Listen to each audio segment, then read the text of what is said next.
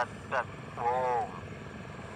ఆత్మవిద్య అష్టావక్ర సంహిత 5వ ప్రకరణము లయ చతుష్టయము.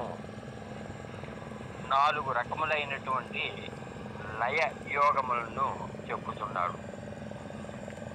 పరమ గురువు అయినటువంటి అష్టావక్ర మహాముని జనకుని పరీక్షగా ఇచ్చినటువంటి ఉపదేశములను జనకుడు గ్రహించి అందు ఉత్తీర్ణుడు అగుటను సంతోషించి తరువాత ఇంకా పరమ పదమైనటువంటి బలమైనటువంటి 4 ఉపదేశములను ఇచ్చుటకు జనకుడు అర్హత పొందినాడు అని గ్రహించి అతనికి మహాయోగములలో ఉత్తమోత్తములు అయినటువంటి యోగములను ఉపదేశించుతూ ఉన్నాడు. నతే సంగోస్తి కేనాపి కిం శుద్ధస్యప్తుమిచ్చసి సంఘాత నిలయం కుర్వన్నేవమేవ లయం వ్రజ. ఓ శిష్య, నీవు శుద్ధ బుద్ధ స్వరూపుడవు అయినా నీకు ఈ దేహము మరియు అహంకారము మొదలైన వాటితో ఎటువంటి సంబంధము లేదు. అటువంటి మాయా సంబంధములు లేనటువంటి నీవు ఎందుకు ఈ సంగత్వమును విడిచిపెట్టాలి అని కోరుకొనుచున్నావు? మరలా తిరిగి ఎందుకు ఈ దేహము మొదలైన వాటితో సంబంధమును పెంచుకొనుచూ ఉన్నావు? అందువలన మొదట నీవు దేహమును నేను కాదు, ఈ దేహమునకు యజమానిని, నేను ఆత్మను అని ధ్యానము చేయుచు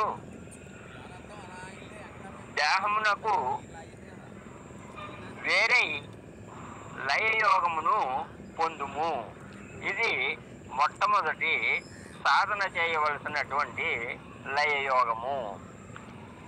ఉదేతి భవతో విశ్వం వారిదేవ బుద్బుదః ఇది జ్ఞాత్వైక ఆత్మానం యవమేవ లయవ్రజ.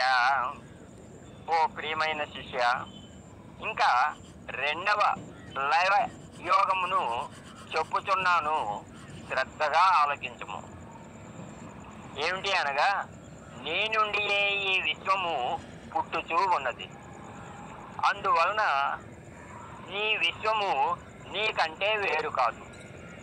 ఏ విధముగా అనగా, సముద్రము నందు బుడగలు, నురగ, తరంగములు పుట్టుచూ ఉన్నవి. అవి సముద్రముల కంటే వేరు కావు కదా. ఈ ప్రకారముగానే 2వది లేనటువంటి ఆత్మస్వరూపునిగా నిన్ను నీవు తెలుసుకొని ఏకాత్మ జ్ఞాన రూపమైనటువంటి లయయోగమును పొందుము. ఈ విధముగా 2వ సాధనను చేయవలసింది అని లయ యోగమును ఉపదేశించుచున్నాడు. ప్రత్యక్షమప్యవస్తుత్వాత్ విశ్వం వ్యాప్తమలే త్వయి రజ్జు సర్ప యవ వ్యక్తం యవమేవ లయం వ్రజ. ఓ ప్రియ శిష్య,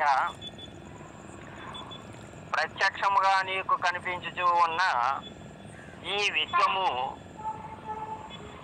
నకు నీవు అమలుడవు, మాయ లేనివాడు అయినా నీ యందు లేదు సుమా. ఏ విధముగా అంటే, తాడు ప్రాము వలె 2 కనిపించుతున్న ఈ విశ్వము నిజమునకు సర్పము వలె లేదు. అందువలన ఉన్నది సర్పము తాడు మాత్రమే. అందువలన అద్వితీయమైన ఏకాత్మ అనుభవ రూపమైన లయయోగమును పొందుము. ఇది 3వ సాధనము. సమదుఃఖ సుఖ పూర్ణ ఆసానైరాశయో సమః సమజీవిత మృత్యు సన్నేవమేవ లయం రజ. పోయి ప్రియ శిష్య, నీవు ఆత్మానంద పరిపూర్ణుడవు. అందువలన నీవు సుఖ దుఃఖములయందు సమభావం కలిగినటువంటి వాడు. ఆశా నిరాశలయందు సమత్వము కలవాడు. జీవితము మృత్యువు నందు సమత్వము కలవాడు. అందువలన నీవు బ్రహ్మానంద పరిపూర్ణుడవు అనేటటువంటి లయమును అభ్యసించుము, సాధన చేయము. ఇది బ్రహ్మానంద పూర్ణ రూపమైనటువంటి 4వ లయయోగము. వీటిల్ని ఇంకా విడిగా తెలుసుకుందాం. మొదటిది దేహము నుండి విడిపోవుట. రెండవది దేహము నుండి విడిపోయి విశ్వంతో ఐక్యము అగుట. మూడవది విశ్వము నుండి విడిపోయి ఏకాత్మ భావమును పొందుట. ఆ తర్వాత బ్రహ్మానందంతో కలిసి బ్రహ్మానంద పూర్ణ రూపుడువు అగుట. ఇది 4వది. ఈ విధముగా 4 లయయోగములను అభ్యాసము చేయము. దీనివలన నీకు ఏమి సిద్ధించును అనగా, మొదట లయయోగము వలన కేవలము ఆత్మజ్ఞానము సిద్ధించును. రెండవ లయయోగము వలన ఆత్మ ఒకటే అనేటటువంటి జ్ఞానము లభించును. మూడవ లయయోగము వలన అద్వితీయమైన ఆత్మానుభవము సిద్ధించును. 4వ లయయోగము వలన బ్రహ్మానంద పూర్ణత్వము సిద్ధించును. వీనిని నీవు ఒకే పర్యాయము ఒకదాని తర్వాత ఒకట సాధన చేయవచ్చును, లేదా ఒక్కొక్కటి విడివిడిగా సాధన చేసి అన్నీ ఒకేసారి కూడా సాధన చేయవచ్చును. దీనినే ఈశావాస్యోపనిషత్తు ఈ విధంగా చెబుతున్నది. ఓం పూర్ణమదః పూర్ణమిదం పూర్ణాత్ పూర్ణముదచ్యతే పూర్ణస్య పూర్ణమాదాయ పూర్ణమేవావశిష్యతే.